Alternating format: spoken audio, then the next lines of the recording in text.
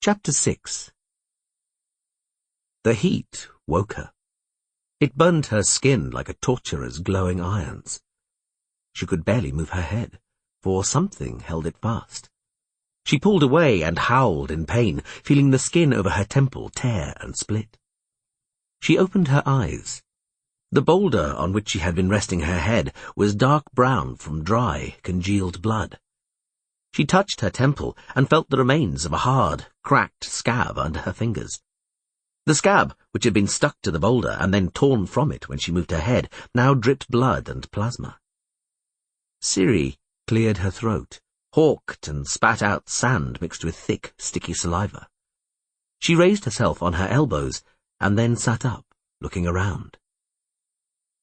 She was completely surrounded by a greyish-red, stony plain, scored by ravines and faults, with mounds of stones and huge, strangely shaped rocks. High above the plain hung an enormous golden, burning sun, turning the entire sky yellow, distorting visibility with its blinding glare and making the air shimmer. Where am I? She gingerly touched her gashed, swollen forehead. It hurt. It hurt intensely. I must have taken quite a tumble, she thought. I must have slid a fair way along the ground. Her attention turned to her torn clothing, and she discovered other sources of pain, in her back, in her shoulder, and in her hips. When she hit the ground, she had become covered in dust, sharp sand, and grit. It was in her hair, ears, mouth, and even her eyes, which were smarting and watering. Her hands and elbows, grazed to the raw flesh, were also stinging. She slowly and cautiously straightened her legs and groaned once more, for her left knee reacted to movement with an intense, dull ache. She examined it through her undamaged trousers, but did not find any swelling. When she breathed in, she felt a worrying stabbing in her side, and her attempts to bend her trunk almost made her scream, shooting her through with a sharp spasm, which she felt in her lower back. I'm good and bruised, she thought, but I don't think I've broken anything. If I'd broken a bone, it would hurt much more. I'm in one piece, just a bit knocked about. I'll be able to get up. So I'll get up. Crouching forward awkwardly, making deliberate movements, she very slowly manoeuvred herself into a position which would protect her injured knee. Then she went onto all fours, groaning and hissing. Finally, after what seemed an eternity, she stood up, only to fall heavily onto the rock as the dizziness which blurred her vision instantly took her legs from under her. Sensing a sudden wave of nausea, she lay down on one side. The searing rock stung like red-hot coals. I'll never get up, she sobbed. I can't. I'll burn up in this sun. A growing, loathsome, intractable pain throbbed in her head. Each movement made the pain more intense, so Ciri stopped moving for a moment. She covered her head with an arm, but the heat soon became unbearable. She knew she would have to hide from it. Fighting the overpowering resistance of her aching body, screwing her eyes up against the shooting pain in her temples, she crawled on all fours towards a large boulder, sculpted by the wind to resemble a strange mushroom, whose shapeless cap gave a little shade at its foot. She curled up in a ball, coughing and sniffing. She lay there for a long time, until the sun assaulted her once again with its scorching heat as it wandered across the sky. She moved around to the other side of the boulder, only to find it made no difference. The sun was at its zenith, and the stone mushroom gave practically no shade. She pressed her hands to her temples, which were exploding with pain. She was woken by a shivering which gripped her entire body. The sun's fiery ball had lost its blinding golden glow. Now, hanging lower in the sky above the serrated, jagged rocks, it was orange. The heat had eased off. Ciri sat up with difficulty and looked around. Her headache was less intense and was no longer blinding her.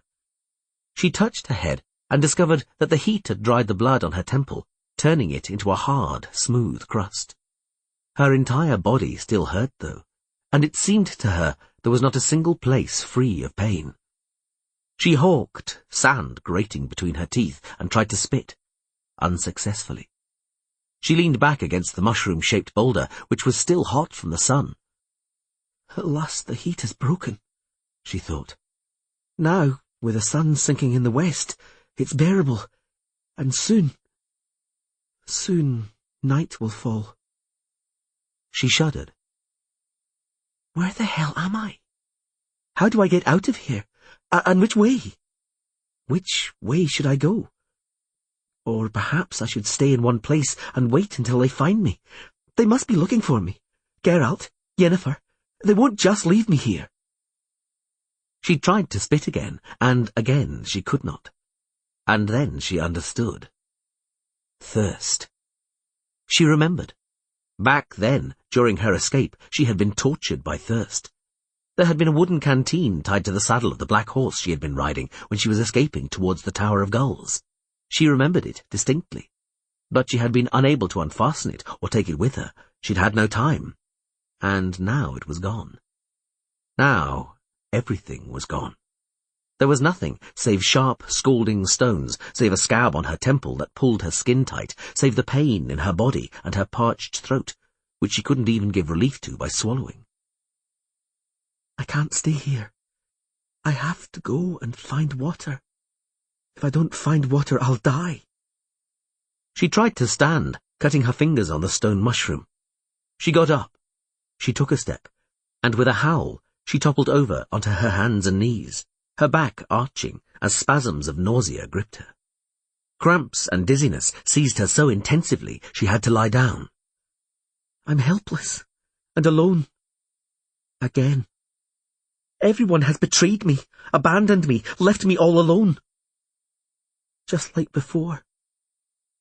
Ciri felt invisible pincers squeezing her throat, felt the muscles in her jaw tensing to the point of pain, felt her cracked lips begin to quiver. There is no more dreadful sight than a weeping enchantress, rang Yennefer's words in her head. But wait. No one will see me here. No one at all. Curled up in a ball beneath the stone mushroom, Ciri sobbed uncontrollably in a dry, dreadful lament, without tears. When she opened her swollen, gummed-up eyelids, she realized the heat had diminished even more, and the sky, which a short time before had still been yellow, had taken on its characteristic cobalt colour and was astonishingly clear, shot with thin white strips of cloud. The sun's disk had reddened and sunk lower, but was still pouring its undulating, pulsating heat down on the desert. Or perhaps the heat was radiating upwards from the hot stones. She sat up to find that the pain inside her skull and bruised body had stopped tormenting her. That right now it was nothing in comparison to the terrible suffering growing in her stomach and the cruel itch in her dry throat which forced her to cough. Don't give up, she thought. I can't give up. Just like in Kaer Morhen, I have to get up, defeat the enemy, fight, suppress the pain and weakness inside me. I have to get up and walk. At least I know the direction now. The sun is setting in the west. I have to walk. I have to find water and something to eat. I have to, or I'll die. This is a desert. I landed in a desert. The thing I entered in the Tower of Gulls was a magical portal, a magical device which can transport people great distances. The portal in Tor Lara was a strange one. When she ran up to the top floor, there was nothing, not even any windows, only bare, mould-covered walls. And on one of the walls burnt an irregular oval filled with an iridescent gleam. She hesitated, but the portal drew her on, summoned her, literally invited her. And there was no other way out, only that shining oval. She'd closed her eyes and stepped inside. Afterwards, there was a blinding light and a furious vortex, a blast which took her breath away and squeezed her ribs. She remembered the flight through silence, cold and emptiness, then a bright light, and she was choking on air. Above her had been blue, and down below a vague greyness. The vortex spat her out in mid-flight, as a young eagle drops a fish which is too heavy for it. When she smashed against the rock, she lost consciousness. She didn't know for how long. I read about portals in the temple, she recalled, shaking the sand from her hair.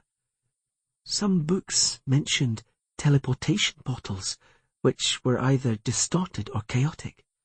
They transported people towards random destinations and threw them out in random places. The portal in the Tower of Gulls must have been one of those. It threw me out somewhere at the end of the world. I have no idea where. No one is going to look for me here, and no one will find me. If I stay here, I'll die. She stood up. Summoning up all her strength and bracing herself against the boulder, she took the first step. Then a second. Then a third.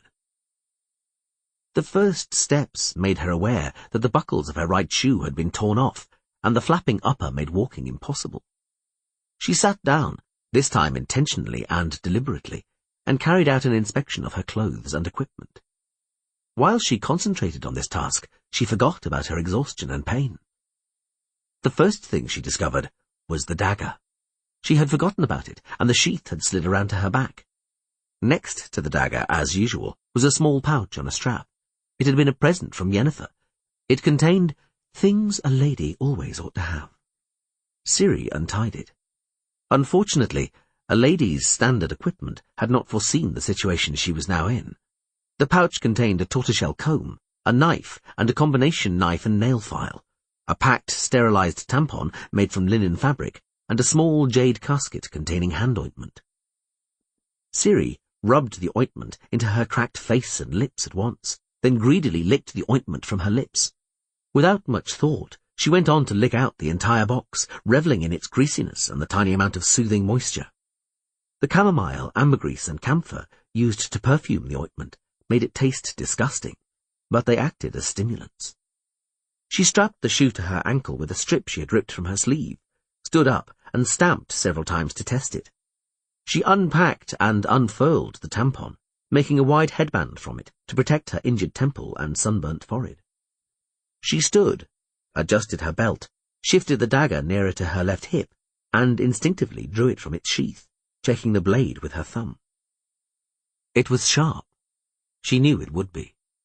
I'm armed, she thought. I'm a witcher. No, I won't die here. Hunger? I can endure it.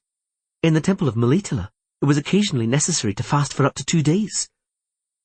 But water? I have to find water. I'll keep walking until I find some. This accursed desert must finish eventually. If it were a very large desert, I would know something about it. I would have noticed it on the maps I used to look at with Jara.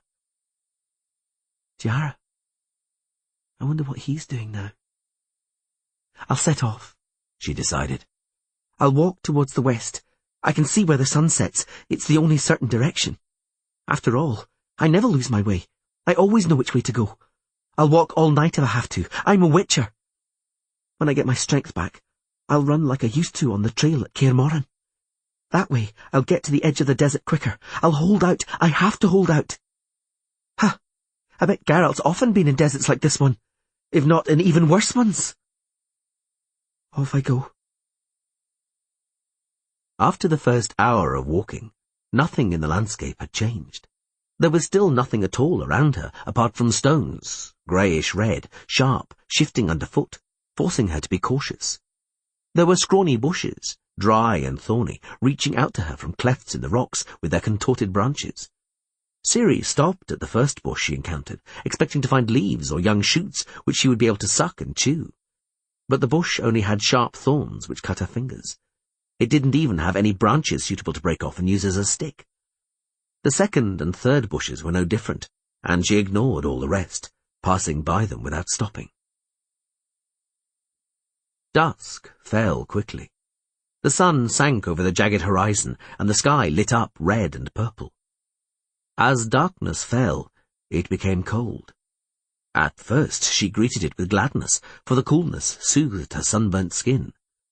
Soon after, however, it became even colder, and Ciri's teeth began to chatter. She walked quicker, hoping that a vigorous pace would warm her up, but the effort revived the pain in her side and knee. She began to limp. On top of that, the sun had completely sunk below the horizon, and it was rapidly becoming dark. The moon was new, and the stars twinkling in the sky were no help. Ciri was soon unable to see the ground in front of her. She fell down several times, painfully grazing the skin on her wrists.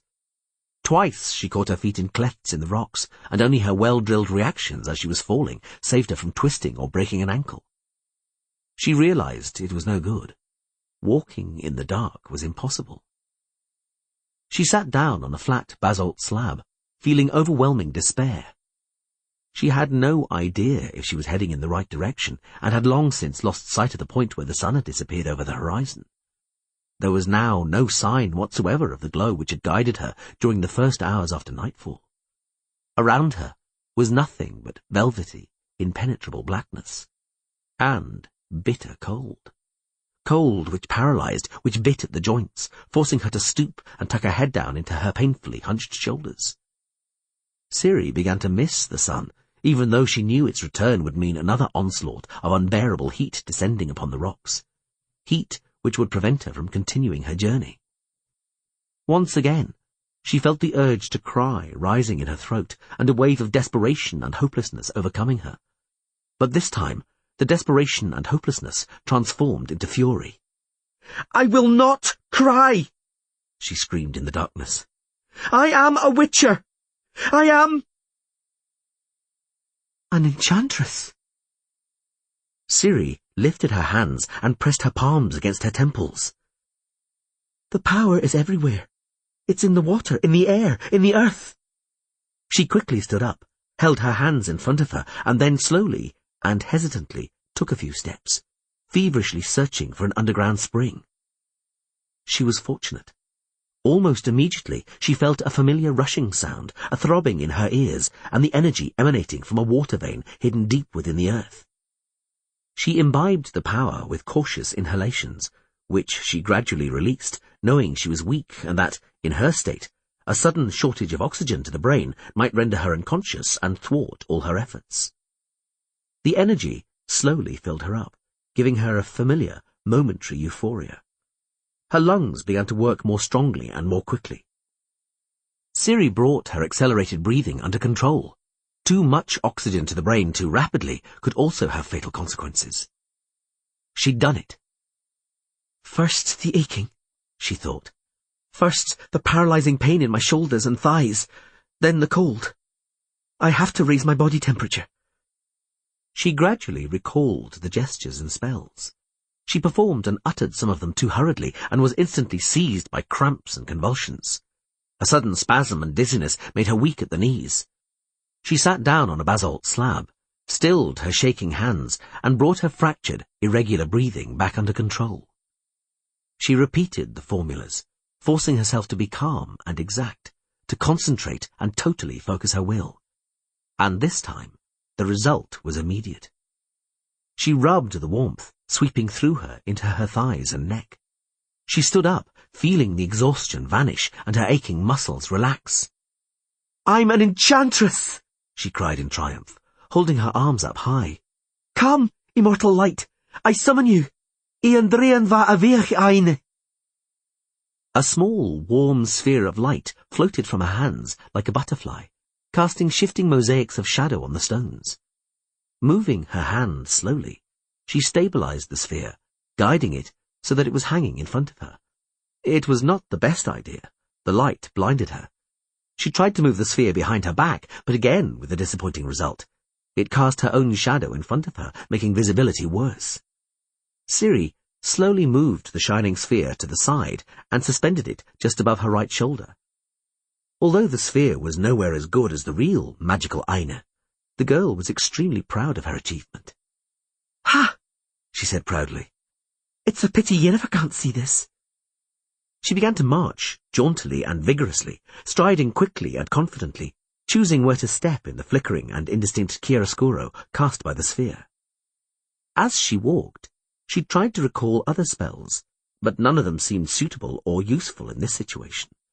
Furthermore, some of them were very draining, and she was a little afraid of them, not wanting to use them without an obvious need. Unfortunately, she did not know any which would have been able to create water or food.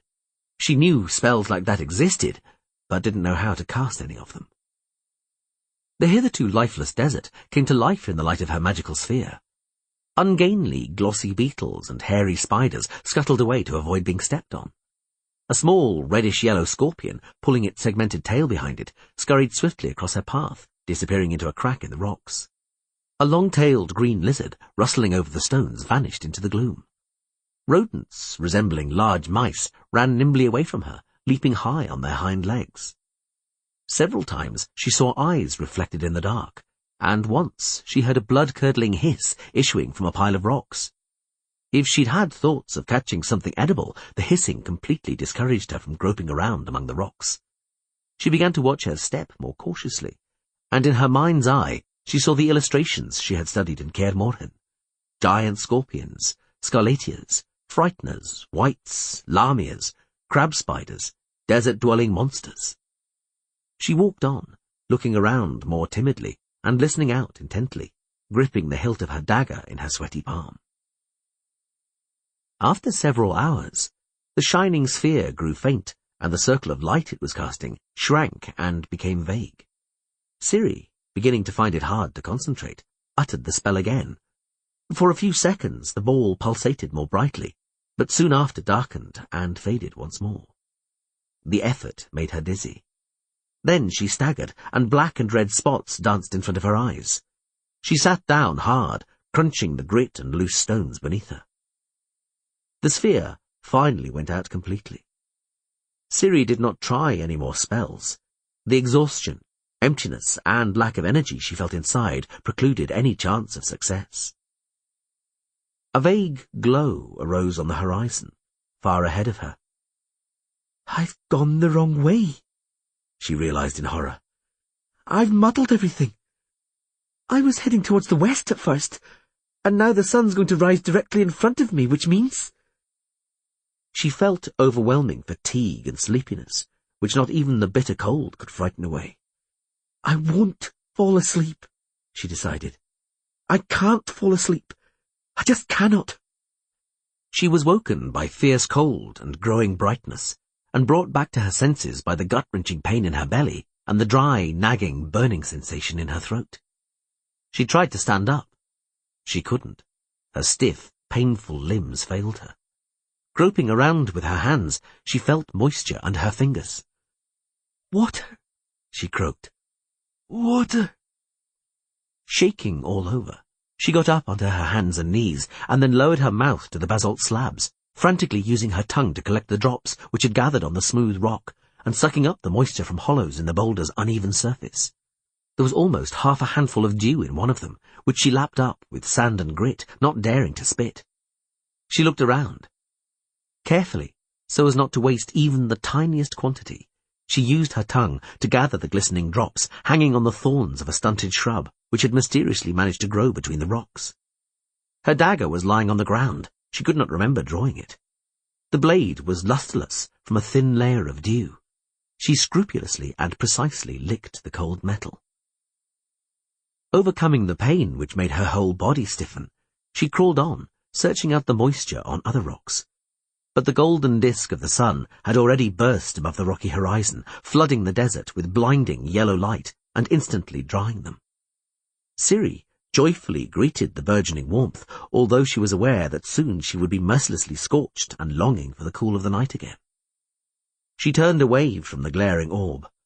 The sun was shining in the east, but she had to head towards the west. She had to. The rapidly intensifying heat soon became unbearable. By noon, it had exhausted her so much that whether she liked it or not, she had to change her route in order to look for shade. She finally found some protection, a large boulder shaped like a mushroom. She crawled under it. And then she saw something lying among the rocks. It was the jade casket which had contained hand ointment, but was now licked clean. She couldn't find the strength inside to cry. Hunger and thirst overcame her exhaustion and resignation. Staggering, she set off once more. The sun still beat down. Far away on the horizon, beyond the shimmering veil of heat, she saw something which might have been a mountain range, an extremely distant mountain range. After night fell, she expended immense effort on generating the power, but only managed to conjure up the magical sphere after several attempts, and those tired her out to such a degree she was unable to go on. She had consumed all her energy and failed to cast the warming and relaxing spells in spite of repeated attempts. Conjuring up the light gave her courage and raised her spirit, but the cold weakened her. The piercing, bitter cold kept her shivering until dawn, as she waited impatiently for the sunrise. She removed her dagger from its sheath and placed it carefully on a rock so that the dew would condense on the metal. She was absolutely exhausted, but the hunger and thirst drove sleep away. She held out until dawn. It was still dark when she began greedily to lick the dew from the blade. When it grew light, she immediately got on all fours in order to search for more moisture in hollows and crevices. She heard a hiss. A large, colourful lizard sitting on a nearby rocky ledge opened its toothless jaws at her, ruffled its impressive crest, puffed itself up and lashed the rock with its tail. In front of the lizard, she saw a tiny water-filled crevice. At first, Ciri retreated in horror, but she was quickly seized by desperation and savage fury. Groping around with her trembling hands, she grabbed an angular piece of rock. "It's my water!" she howled. "It's mine!" She hurled the rock and missed. The lizard jumped on its long clawed feet and disappeared nimbly into a rocky labyrinth. Ciri flattened herself against the abandoned rock and sucked the rest of the water from the cleft. And then she saw it. Beyond the rock, in a circular depression, lay 7 eggs, all partly protruding from the reddish sand. The girl wasted no time. She fell onto the nest on her knees, seized one of the eggs and sank her teeth into it.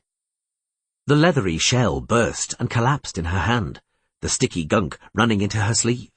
Ciri sucked the egg empty and licked her arm. She had difficulty swallowing and couldn't taste anything at all. She ate every egg and remained on her hands and knees, sticky, dirty, covered in sand with yolk stuck in her teeth, feverishly digging around in the sand and emitting inhuman sobbing noises. She froze. "Sit up straight, Princess. Don't rest your elbows on the table. Be careful how you serve yourself from the dish. You're dirtying the lace on your sleeves. Wipe your mouth with a napkin and stop slurping. By the gods! Has no one ever taught that girl any table manners? Cirilla!" Ciri burst into tears, her head resting on her knees.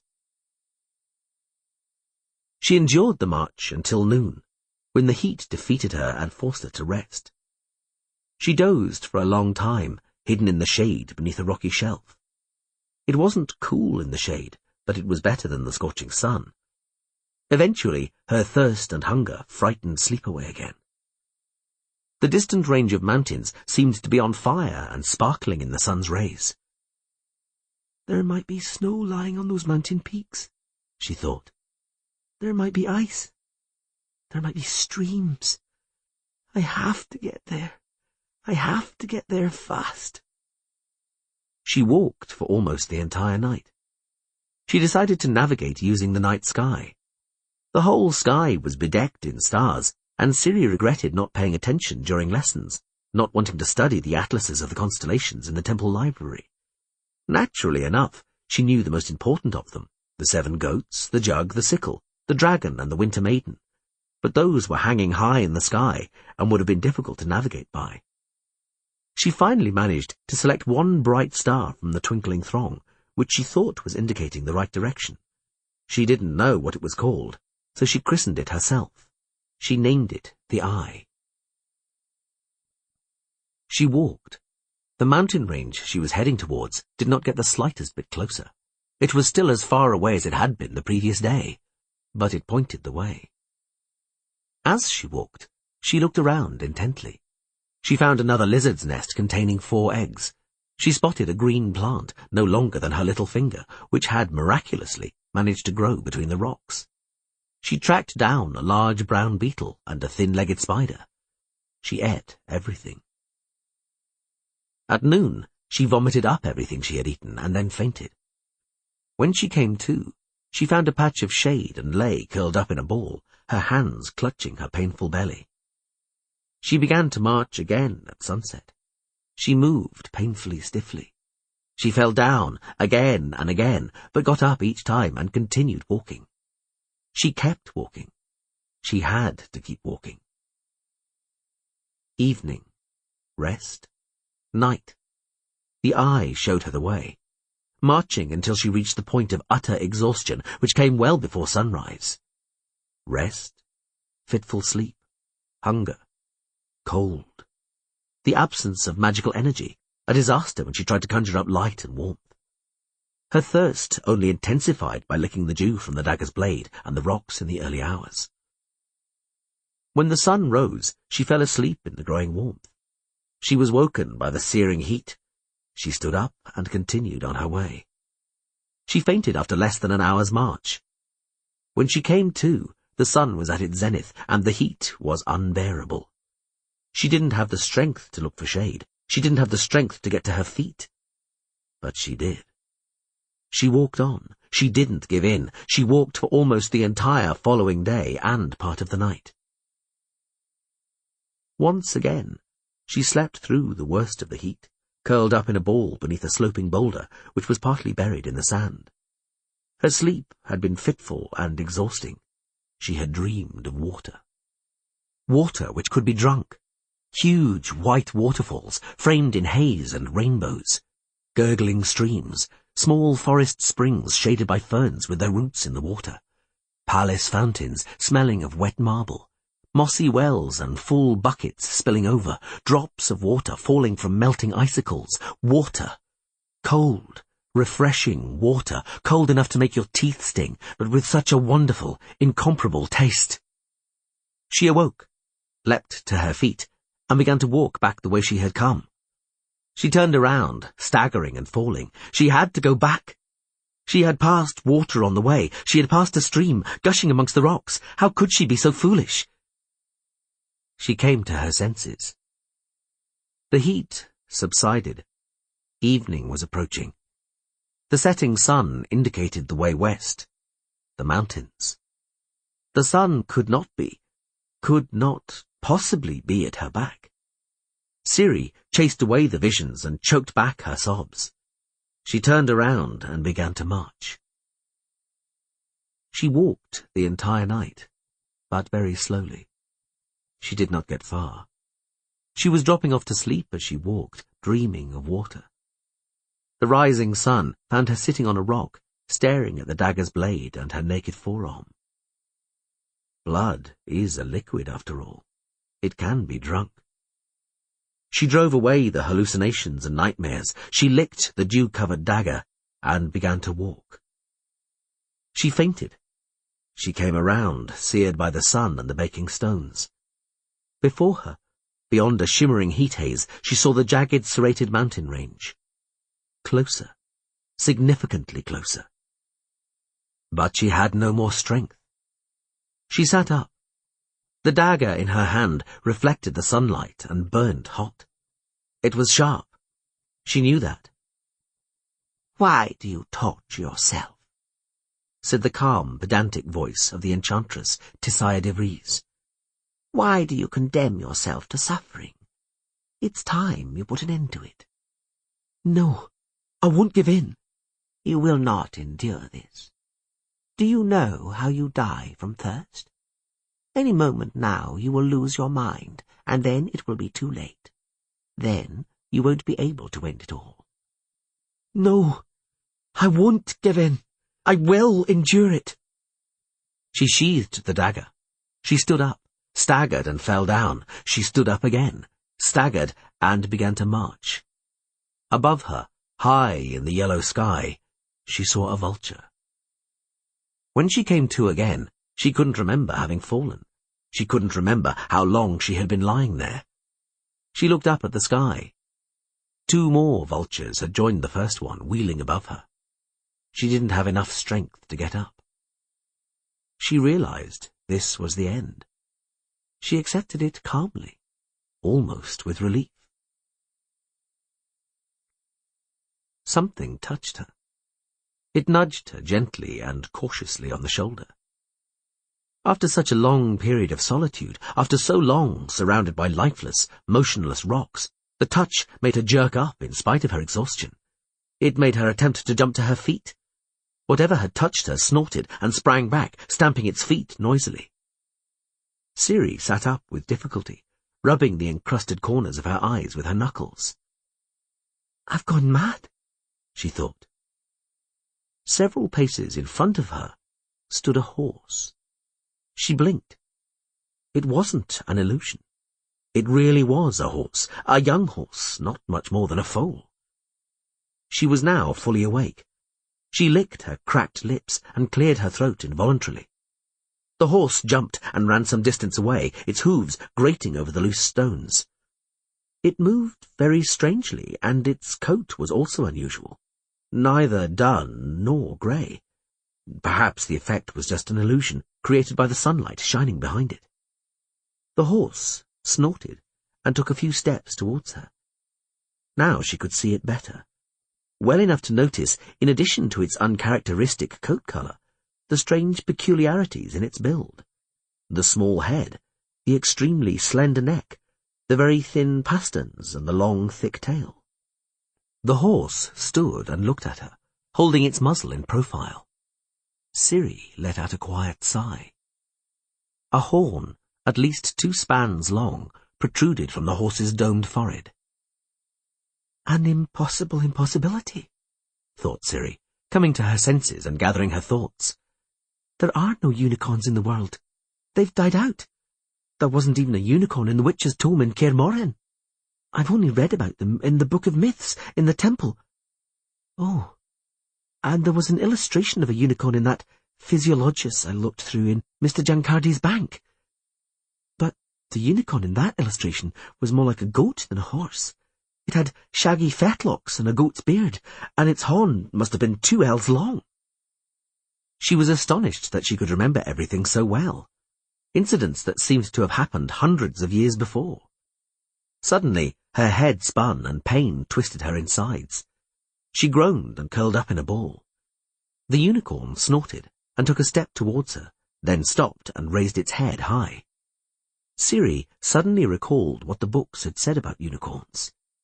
"Please, come closer," she croaked, trying to sit up.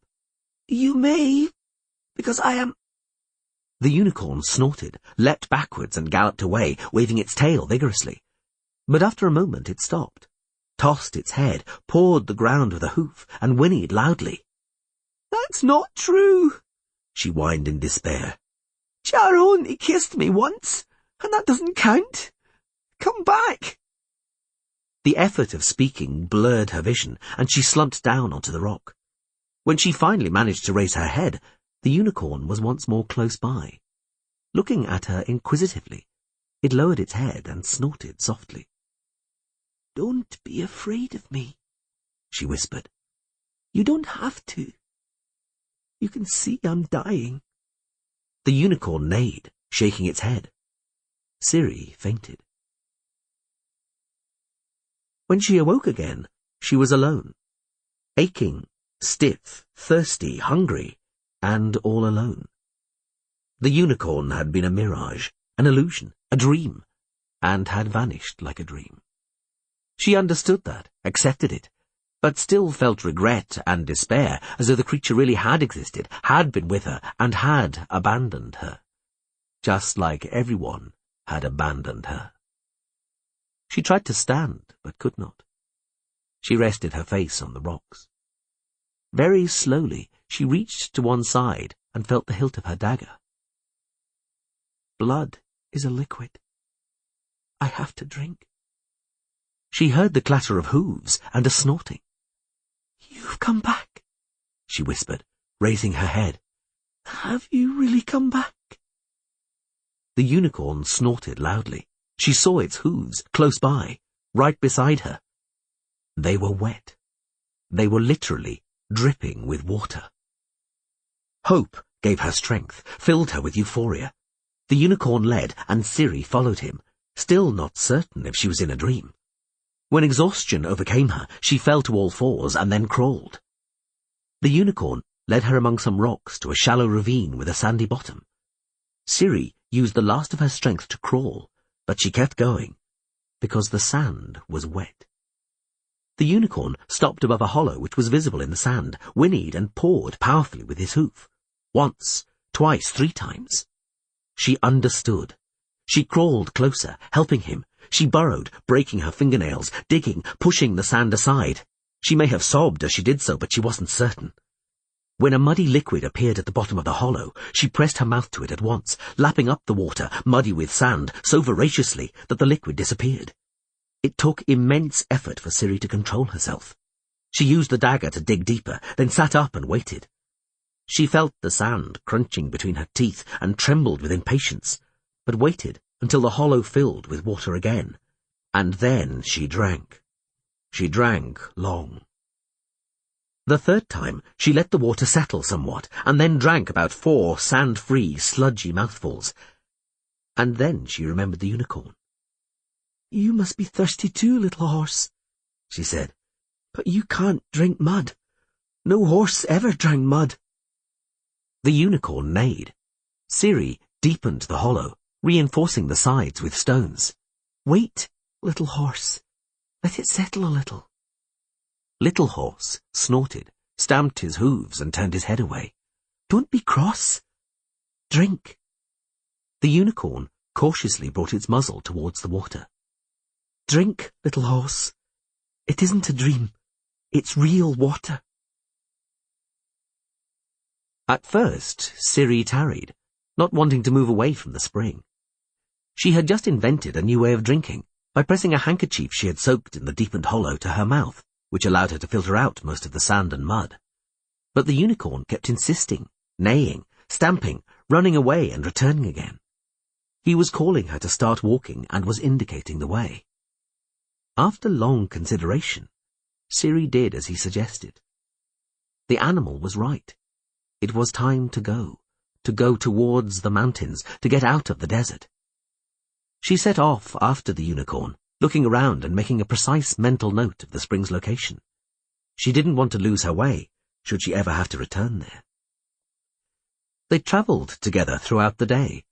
The unicorn, who now answered to Little Horse, led the way. He was a strange little horse. He bit and chewed dry stalks, which no normal horse or even a starving goat would have touched. And when he caught a column of large ants wandering among the rocks, he began to eat them too. At first, Ciri looked on in astonishment, but then joined in the feast herself. She was hungry. The ants were dreadfully sour, but possibly because of that, they didn't make her nauseous. Apart from that, the ants were in plentiful supply, and she was able to get her stiff jaws moving again. The unicorn ate the ants whole, while she contented herself with their abdomens, spitting out hard pieces of their chitinous carapaces. They went on. The unicorn discovered several clumps of yellowed thistles and ate them with relish. This time, Ciri did not join him, but when Little Horse found some lizard's eggs in the sand, she ate and he watched her. They continued on their way. Ciri noticed a clump of thistles and pointed them out to Little Horse. After a little while, Little Horse drew her attention to a huge black scorpion with a long tail, which must have measured a span and a half. Ciri trampled the hideous creature. Seeing that she was not interested in eating the scorpion, the unicorn ate it himself, and soon after pointed out another lizard's nest. It was, it turned out, quite an effective collaboration. They walked on. The mountain range was getting closer and closer. When it was very dark, the unicorn stopped. He slept standing up. Ciri, who was familiar with horses, initially tried to persuade him to lie down. She would have been able to sleep lying on him and benefit from his warmth, but it came to nothing. Little Horse grew cross and walked away, remaining aloof. He refused to behave in the classical way as described in the learned books. He clearly did not have the slightest intention of resting his head in her lap. Ciri was full of doubts. She even wondered if the books were lying about unicorns and virgins. But there was also another possibility. The unicorn was clearly a foal, and, as a young animal, may not have known anything about virgins. She rejected the possibility of Little Horse being able to sense or take seriously those few strange dreams she had once had. Who would ever take dreams seriously? He was somewhat of a disappointment to her. They had been wandering for 2 days and nights, but he had not found any more water, even though he had been searching for it. Several times he stopped, twisted his head, moved his horn around, and then trotted off, rummaging in rocky clefts or rooting about in the sand with his hooves. He found ants, and he found ants' eggs and larvae. He found a lizard's nest. He found a colourful snake, which he deftly trampled to death. But he did not find any water. Ciri noticed that the unicorn roamed around. He didn't keep to a straight course. She came to the reasonable conclusion that the creature did not live in the desert at all. He had strayed there, just as she had. The ants, which they were beginning to find in abundance, contained some sour juice. But Ciri began to think more and more seriously about returning to the spring. Should they go even further and not find any water, her strength might not hold out. The heat was still terrible, and the march exhausting. She was just about to explain as much to Little Horse, when he suddenly gave a long, drawn-out neigh, waved his tail, and galloped off between some jagged rocks. Ciri followed him, eating ants' bodies as she walked. The considerable expanse between the rocks was occupied by a wide, sandy hollow. There was a distinct dip in the centre. "Ha!" said Ciri, pleased. "You're a clever pony, Little Horse. You've found another spring. There's got to be water in there." The unicorn gave a long snort, circling the hollow at a gentle trot. Ciri came closer. The hollow was large, at least 20 feet wide. It described a precise, regular circle resembling a funnel, as regular as if someone had pressed a gigantic egg into the sand. Ciri suddenly realized that such a regular shape could not have come about by accident. But by then it was too late. Something moved at the bottom of the crater, and Ciri was hit in the face by a sudden shower of sand and small stones.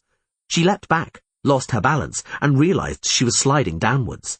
The fountains of stones that were shooting out weren't only hitting her, they were also striking the edges of the pit, and the edges were crumbling in waves and sliding towards the bottom. She screamed and floundered like a drowning swimmer, vainly trying to find a foothold. She realized immediately that sudden movements only worsened her situation, making the sand subside more quickly.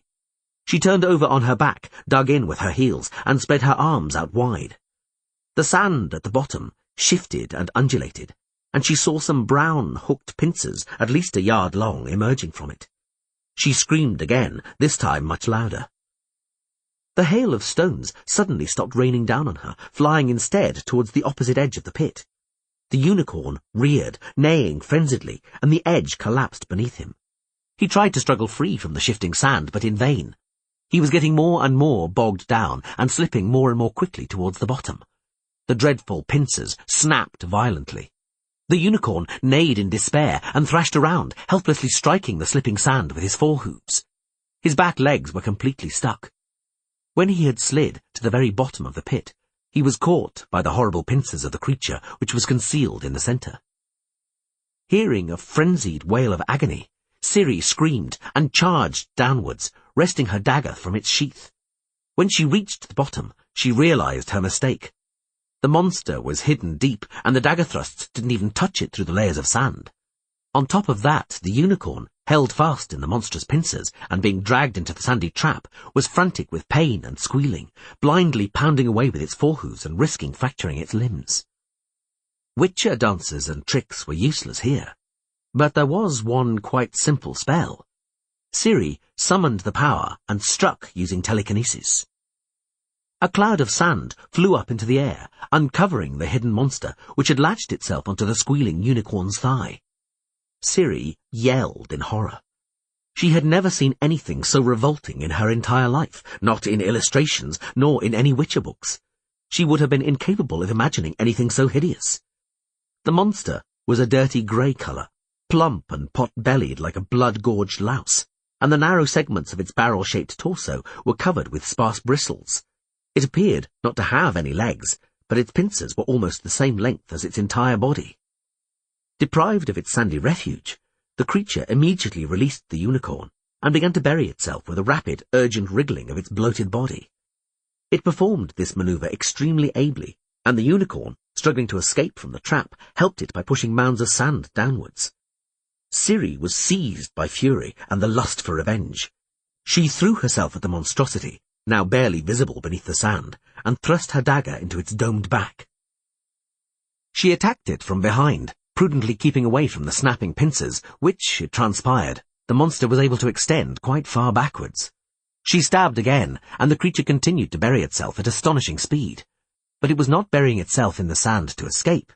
It was doing so to attack. It only had to wriggle twice more in order to cover itself completely. Once hidden, it violently propelled out waves of stones, burying Ciri up to mid-thigh. She struggled to free herself and lunged backwards, but there was nowhere to escape. She was still in a crater of loose sand, where each movement pulled her downwards. The sand at the bottom bulged in a wave, which glided towards her, and from the wave emerged the clashing, cruelly hooked pincers. She was rescued by Little Horse.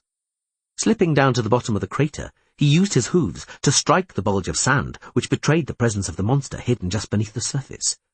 The savage kicks uncovered the grey back, and the unicorn lowered its head and stabbed the monster with its horn, striking at the precise point where the head, with its flailing pincers, was attached to the pot-bellied thorax.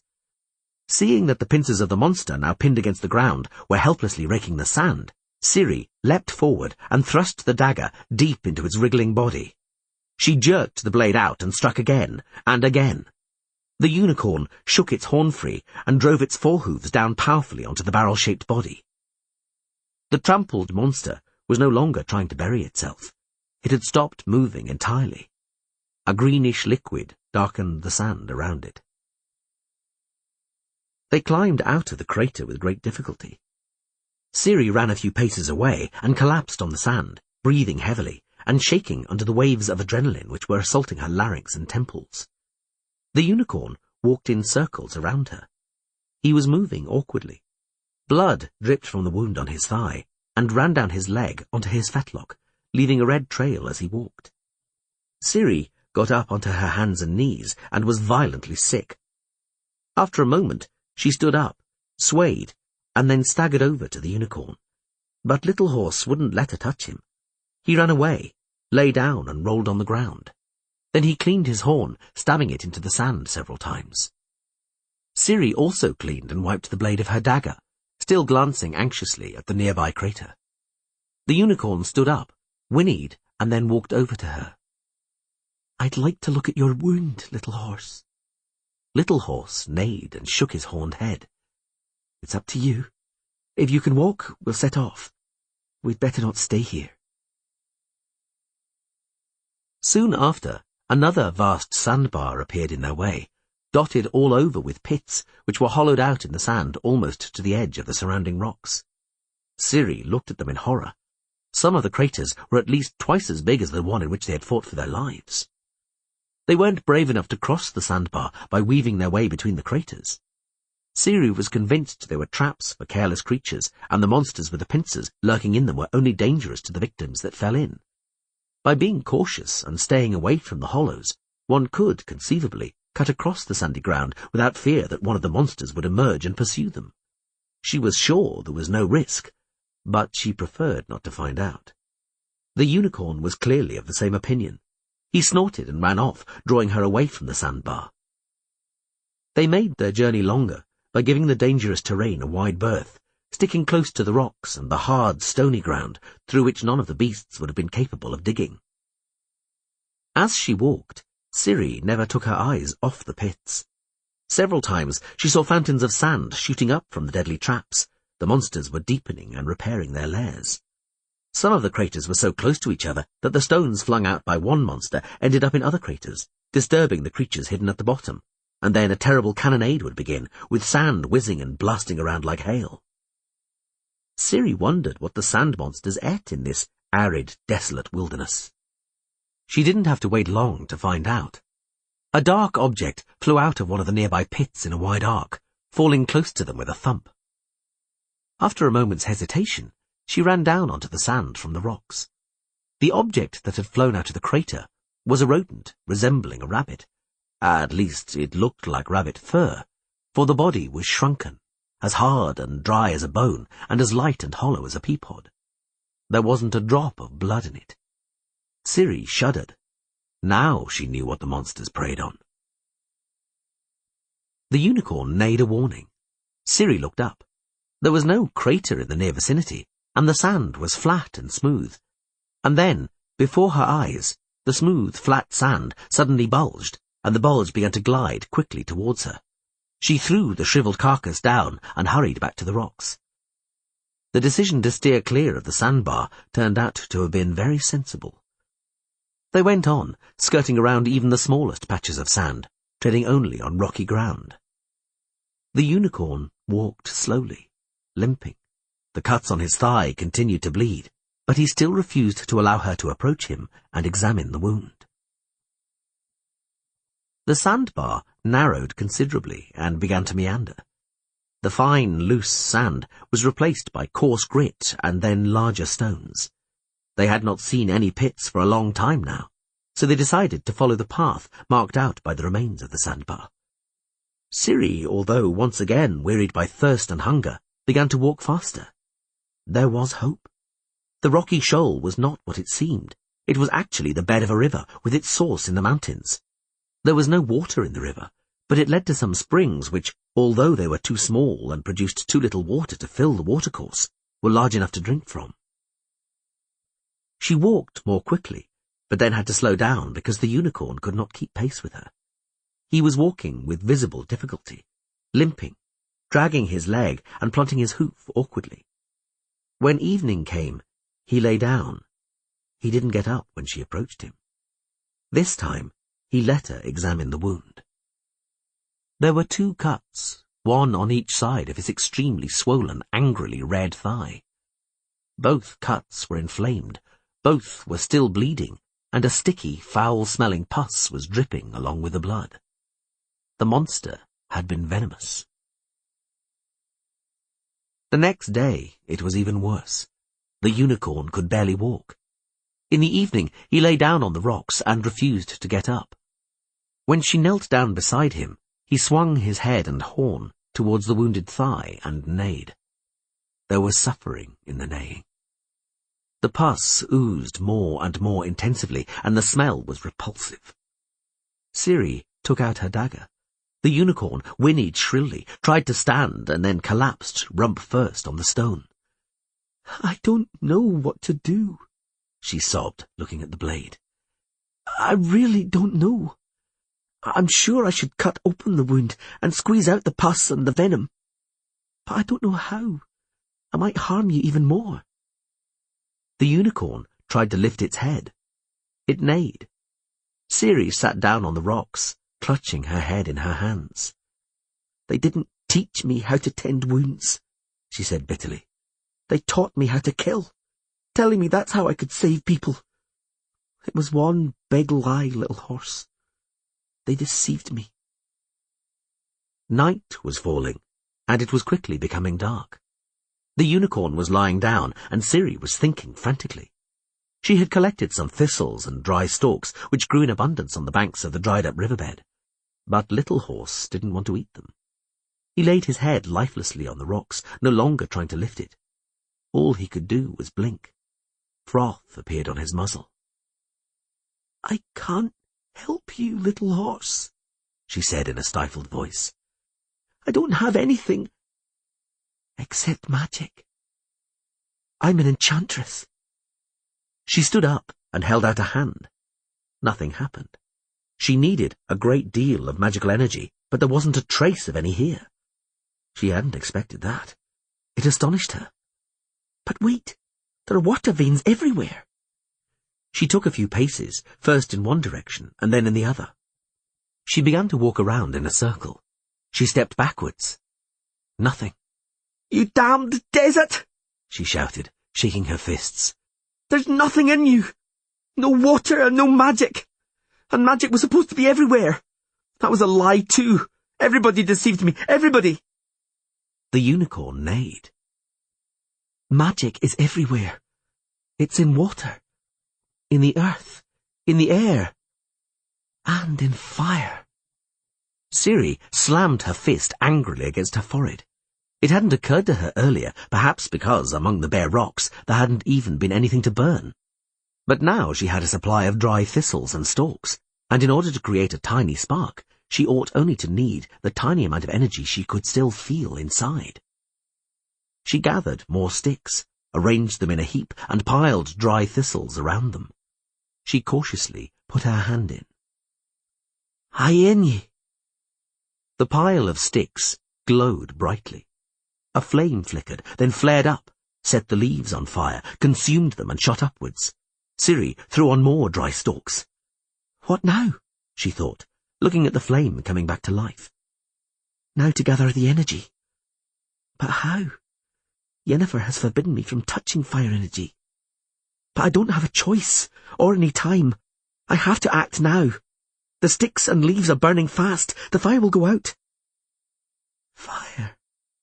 How beautiful it is. How warm. She didn't know when or how it happened. As she stared at the flames, she suddenly felt a pounding in her temples. She clutched her breast, feeling as though her ribcage would burst. A pain throbbed in her belly, her crotch and her nipples, which instantly transformed into horrifying pleasure. She stood up. No, she didn't stand up. She floated up. The power filled her like molten lead. The stars in the sky danced like stars reflected on the surface of a pond. The eye, burning in the west, exploded with light.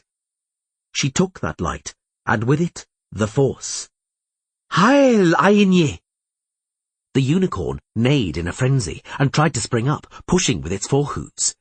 Ciri's arm rose automatically. Her hand formed a gesture involuntarily, and her mouth shouted out the spell of its own accord. Bright, undulating light streamed from her fingers. The fire roared with great flames. The waves of light streaming from her hand touched the unicorn's injured thigh, converging and penetrating. I wish you to be healed. That is my wish. Vesil Yennefer. The power exploded inside her, and she was filled with a wild euphoria. The fire shot upwards, and everything became bright around her. The unicorn raised his head, neighed, and then suddenly leapt up from the ground, taking a few awkward paces. He bent his neck, swung his head towards his thigh, quivered his nostrils, and snorted as if in disbelief. He neighed, loud and long, kicked his hooves, swished his tail, and galloped around the fire. I've healed you, cried Ciri proudly. I've healed you. I'm a sorceress. I managed to draw the power from the fire, and I have that power. I can do anything I want. She turned away. The blazing fire roared, shooting sparks. We don't have to look for any more springs. We don't have to drink scooped-up mud any longer. I have the power now. I feel the power that's in this fire. I'll make rain fall on this accursed desert. I'll make it gush from the rocks. I'll make flowers grow here, grass, cabbages. I can do anything now, anything. She lifted both arms, screaming out spells and chanting invocations. She didn't understand them, didn't remember when she had learnt them, or even if she had ever learnt them. That was unimportant. She felt power, felt strength, was burning with fire. She was the fire. She trembled with the power that had pervaded her. The night sky was suddenly riven by a slash of lightning. A wind whipped up among the rocks and thistles. The unicorn gave a long neigh and reared up. The fire roared upwards, exploding. The sticks and stems had charred long before. Now the rock itself was afire. But Ciri paid no attention to it. She felt power. She saw only the fire. She heard only the fire. You can do anything, whispered the flames. You are in possession of our power. You can do anything. The world is at your feet. You are great. You are mighty. There was a figure among the flames. A tall young woman with long, straight, coal-black hair. The woman smiled, wildly, cruelly, and the fire writhed and danced around her. You are mighty. Those that harmed you did not know who they had challenged. Avenge yourself. Make them pay. Make them all pay. Let them tremble with fear at your feet, teeth chattering, not daring to look you in the face. Let them beg for mercy, but do not grant it to them. Make them pay. Make them pay for everything. Revenge! Behind the black-haired woman there was fire and smoke, and in the smoke rows of gallows, rows of sharpened stakes, scaffolds, mountains of corpses. They were the corpses of Nilfgaardians, of those who had captured and plundered Sintra and killed King Aist and her grandmother Calanthe, of those who had murdered people in the streets of the city. A knight in black armour swung on a gibbet. The noose creaked, and crows fought each other to peck at his eyes through his winged helmet's visor. Other gibbets stretched away towards the horizon, and on them hung Scoia'tael, those who killed Pauli Dalberg in Caedwen, and those who'd pursued Ciri on the Isle of Thanedd. The sorcerer Vilgefortz danced on a towering stake, his beautiful, fraudulently noble face contorted and blue-black with suffering. The sharpened, blood-stained point of the stake protruded from his collarbone. Other sorcerers from Thanedd were kneeling on the ground, their hands tied behind their backs, and sharpened stakes awaiting them. Stakes, piled high with bundles of firewood, rose up all the way to the burning horizon, marked by ribbons of smoke. Chained to the nearest stake was Triss Merigold. Beyond her was Margarita Lozantila, Mother Nenneker, Jara, Fabio Sachs. No, no, no, yes! Screamed the black-haired woman. Death to them all! Take your revenge on all of them! Despise them! They all harmed you, or wanted to harm you, or perhaps they will want to harm you in the future. Hold them in contempt, for at last the time of contempt is here. Contempt, revenge, and death. Death to the entire world. Death, destruction, and blood. There is blood on your hand. Blood on your dress. They betrayed you, tricked you, harmed you. Now you have the power, so take revenge. Yennefer's mouth was cut and torn, pouring blood. Her hands and feet were shackled, fastened to the wet, dirty walls of a dungeon by heavy chains. The mob around the scaffold shrieked. The poet, Dandelion, laid his head on the block. The blade of the executioner's axe flashed above him. The street urchins, crowded beneath the scaffold, unfolded a kerchief to be spattered with blood. The screaming of the mob drowned out the noise of the blow, so powerful it made the scaffold shudder.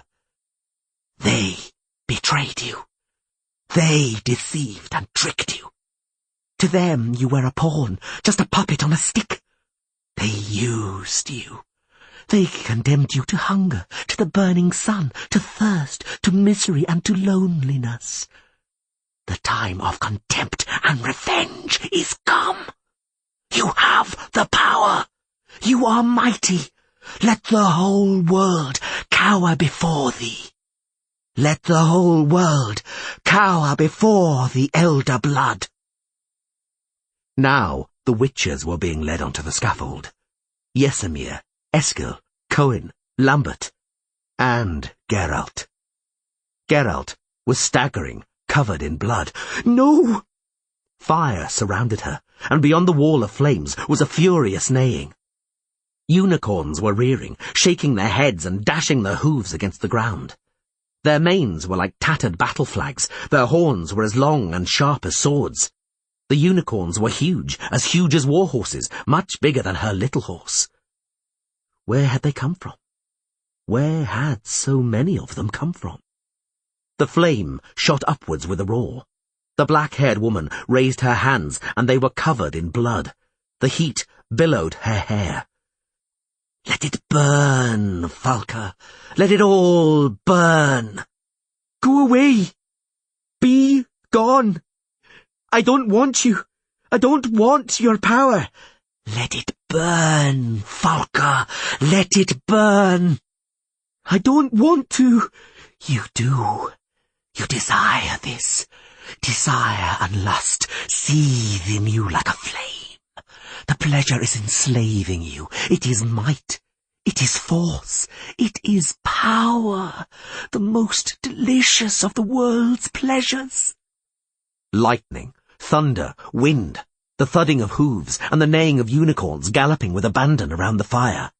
I don't want that power. I don't want it. I relinquish it. She didn't know if the fire had gone out, or if her eyes had clouded over as she slumped to the ground, feeling the first drops of rain on her face. The being should be divested of its beingness.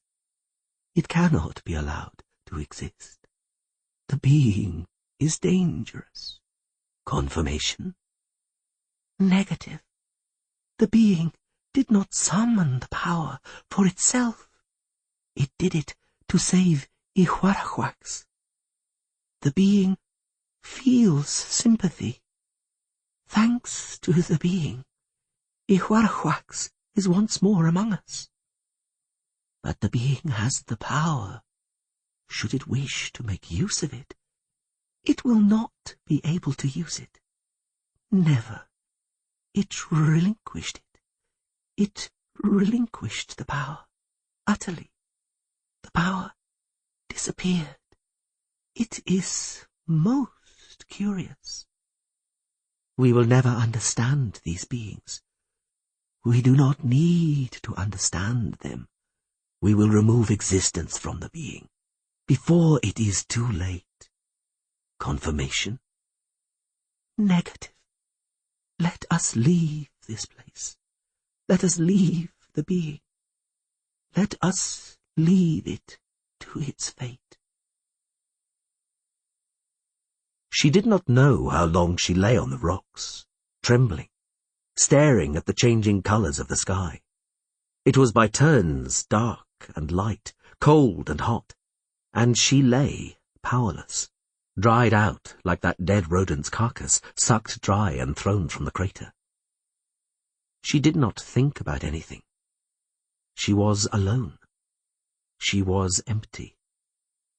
Now she had nothing, and she felt nothing inside. There was no thirst, hunger, fatigue, or fear. Everything had vanished, even the will to survive. She was one great, cold, dreadful void. She felt that void with all her being, with every cell of her body. She felt blood on her inner thighs. She did not care. She was empty. She had lost everything. The colour of the sky was changing. She did not move. Was there any point in moving in such a void? She did not move when hooves thudded around her, when horseshoes clanged. She did not react to the loud cries and calls, to the excited voices, to the horses' snorts. She did not move when hard, powerful hands seized her. When she was lifted, she drooped limply. She did not react to the jerking or the shaking, to the harsh, aggressive questions. She did not understand them, and did not want to understand. She was empty and indifferent. She reacted indifferently to water being splashed on her face. When a canteen was put to her mouth, she did not choke. She drank, indifferently. Neither did she care later. She was hauled up onto a saddle. Her crotch was tender and painful. She was shivering, so she was wrapped in a blanket. She was numb and limp, on the verge of fainting, so she was fastened by a belt to the rider sitting behind her. The rider stank of sweat and urine. She did not care. There were riders all around, many riders. Ciri looked at them indifferently. She was empty. She had lost everything. Nothing mattered any longer. Nothing. Not even the fact that the knight in command of the riders wore a helmet decorated with the wings of a raptor. When the fire was lit at the foot of the criminal's pyre, and the flames began to engulf her, she began to hurl abuse at the knights, barons, sorcerers, and lord councillors gathered in the square, using such words that terror seized them all. Although at first only damp logs were placed on the pyre, in order that the she-devil would not perish quickly, and would know the full agony of fire, now came the order to throw on more dry sticks, and put an end to the torture as quickly as possible. However, a veritable demon had entered the accursed one, for although she was already sizzling well, she uttered no cries of anguish, but instead began to hurl even more awful abuse. An avenger will be born of my blood, she cried.